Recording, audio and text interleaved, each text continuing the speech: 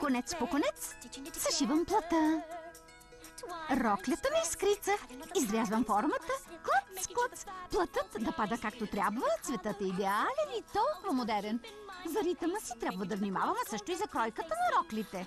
Сега приготвям на изкрица тоалета.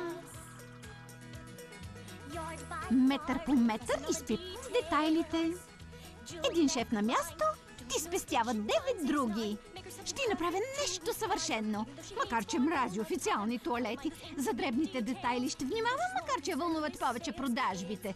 На ябълчица! Нова рокля шия сега! Да шиеш рокли лесно е. На розовка ще бъде розова.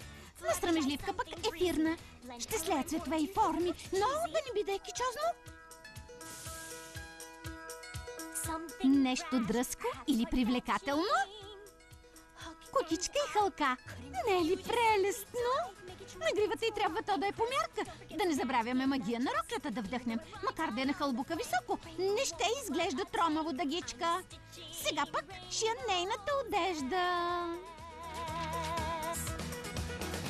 Парченце по парченце, задница, опашка, ханш и рамене, и хълбуци, изпрана и изгладена. Не се уморявам, това е изкуството на тоалетите.